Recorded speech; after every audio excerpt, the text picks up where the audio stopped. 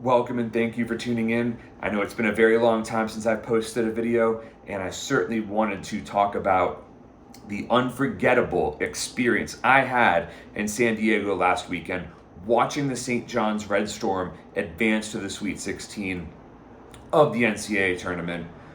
Just an amazing, amazing experience that brought some extreme emotions that I didn't know I was capable of feeling, especially with that buzzer beater against Kansas. It was so extreme, so intense. The nerves were high throughout the weekend. Don't get me wrong, but the catharsis that came with that victory is certainly something that I'll talk about in more detail. But with Friday's game against Northern Iowa, I was very excited for it. I was so happy to finally spend time with other St. John's fans. I know people who like the Red Storm, who are fond of the Johnnies, but nobody who really has a fraction of the passion that I've had for St. John's basketball since I was 9 years old. One of my earliest memories was watching St. John's play against Ohio State in the Elite Eight in 1999. That team that fell to OSU that had Ron Artest, now known as Metta World Peace, Bootsy Thornton, LeVar Postel, so many great players. And I had no idea at the time, being especially a wee young lad, that I would wait for what felt like forever to see St. John's back on the national stage, making it into the second week of the NCAA tournament. It's been a long, long, hard road with so much pain and suffering that really felt like it was erased over this past weekend in San Diego. Viejas Arena is a wonderful venue, not a bad seat in the house. There's just one big wall of seats. There are no tiers. It's really, just a terrific arena for having good views all around. And, the Johnny Nation really traveled well. It was an easy trip for me living in LA, but a lot of people made that cross-country trip to support the Johnnies. They know how special this team is, and they could feel that support. You could tell. Rick Pitino shouted out the St. John's fans for really giving great support. St. John's was not outnumbered nearly as bad as I thought it would be facing Kansas on Sunday. I think a large part of that was just the massive turnout by Arizona fans, right? Because, you had Arizona taking on Utah State after the St. John's Kansas game.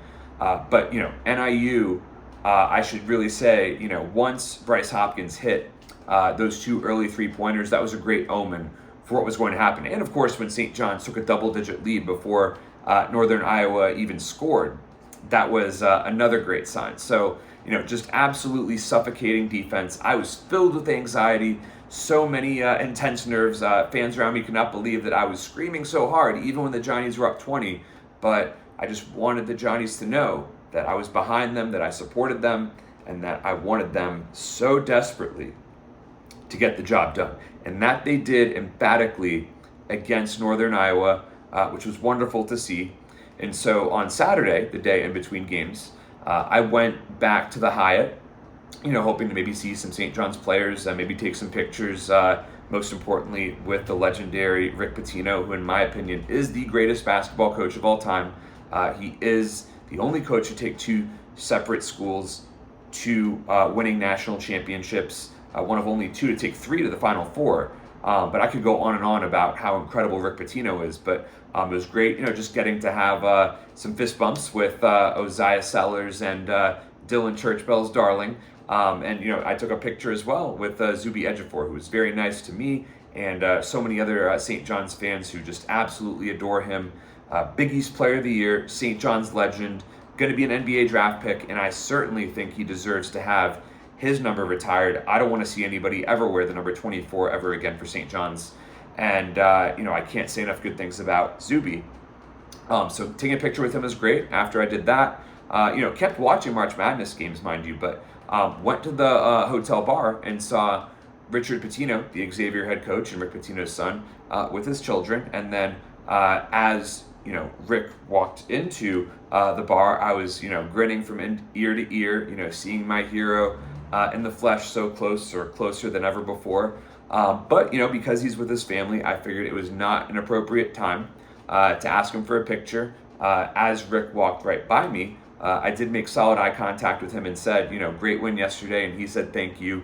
And when he immediately turned away, that was a good sign that it was not the right time to ask for that photo that I wanted so dearly, and I still hoped that I would perhaps get it later on that weekend in San Diego. So, Sunday morning, I drank a lot of room temperature water. I did not drink any alcohol because I wanted to scream as loud and as long as I could. And I knew that those were the two keys for really, making my voice heard. There were so many other Johnny's fans that were screaming their heads off. I mean, it was just a wonderful sight to see and hear in the Viejas Arena for the Kansas game. Once again, Bryce Hopkins got off to a hot start, which was huge for the Johnnies.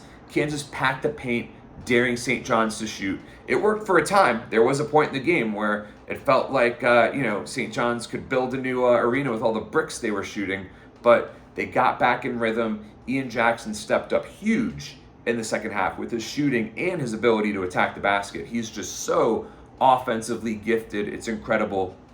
Zuby did not shy away from the big moments either to give the team a chance to beat his former school. That revenge was on Zuby's mind. Huge credit to Ian Jackson. Zuby played great. Bryce Hopkins, I believe, hit 6 threes against Kansas. So if he gets hot, it really does feel like the sky's the limit for St. John's. Hopkins is such an important part of the team. And with the way the St. John's offense is built, it's pretty much inevitable that he's going to get open looks from three. I think defenses will always try a lot harder to stop the likes of Sannon, Jackson, and Sellers from attempting the three-point shot. But with Hopkins, he's going to get more open looks. So he took advantage of them. That was massive for the Johnnies. And even though he struggled all game long, didn't score a single point until the final play of the game, Dylan Darling lived up to that Church Bell's nickname. The man doesn't believe in pressure. It really is a fearless point guard, a true floor general. He called the play for himself, much to the shock of his head coach in that moment, and just went downhill and couldn't be stopped. I mean, he had to finish with his weaker hand at the buzzer. Like, that was not an easy shot that he scored. With Kansas just fouling over and over and over again, there was just that panic in my mind of how is St. John's even going to get a decent look at the basket? And if the game goes into overtime, how can St. John's possibly win it after blowing a 14-point lead late in the second half? There was just that feeling of doom and gloom that I'm sure so many other St. John's fans were feeling in those closing moments. I remember just screaming so loud and so hard for Darren Peterson to miss those 2 crucial free throws right before the end of the game. But, he drilled both. He was cool under pressure. But who was cooler? Dylan Darling. What a shot. What an incredible play, especially when you consider the circumstances. I screamed so hard and so loud and in just pure shock when that ball first went down. But I didn't scream for long because there was just such an overwhelming feeling of jubilation and joy and shock. Shock that they did it the way they did it. And, I was crying tears of joy. And I hate to make this comparison, but the immediate aftermath of that shot going down had similarities to having a panic attack. I felt significant chest pains. I was slouching over in my seat, struggling to comprehend the moment. And I don't blame the spectator behind me who was asking me if I was okay, because, I probably didn't look like I was okay, but I was more than okay. I was doing terrific. I was fantastic. And it was just such an intense feeling that I had never felt before.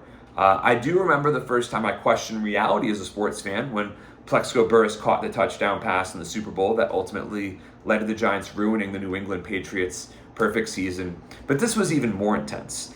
And, it just felt just so gratifying, so incredible. Just the catharsis of it was it's hard to put into words, the intensity of that moment and what it meant to me. And being able to high five so many St. John's fans in the concourse afterwards was incredible. as well. So, about maybe halfway through the second half of the Arizona State-Utah State game, I figured this is the right time to go to the hotel and have the best chance at meeting Rick Pitino in the flesh. So, when I got to the hotel bar, had a terrific conversation with Steve Lavin. Such a nice guy, very friendly, knows his stuff, and was very approachable. Got to high five Coach Mass too. He had love for any fan who walked towards him. And, out of the blue, I heard a chant that went, Rick Pitino. So I joined in the chant, but had no idea where he was. So, I walked a few steps over. At the corner of the bar was the living legend. And, I got to within a few feet of him. I didn't want to ask him for a picture right away. It looked like he was getting ready to maybe order something off the menu. But someone who I think worked with Pitino, was clearly there with him, said to me, just go for it. Just go for it. You could read my body language. You could tell how dearly I wanted that picture with Coach. And, Rick put his arm around me, had as big a smile just about as I did. And we took a picture that, is probably one of my favorite pictures I'll ever take. I'm going to get it framed. I'm going to remember that forever. And so, just this past weekend, I can't say enough about how much it meant to me, how incredible the entire experience was. Shout out to Johnny Nation for traveling so well across the country. I know they're going to make their presence felt in Washington, D.C. for the Sweet 16 and hopefully the Elite Eight. I really want this run to continue. It would, be just an out-of-body experience once again to see St. John's, make the Final Four and even, go all the way. It really does feel like this team can accomplish anything. And I'm so glad I've had the privilege to watch them in New York, in Vegas, in San Diego, and hopefully in Indianapolis. Thank you so much for tuning in, and go Johnnies.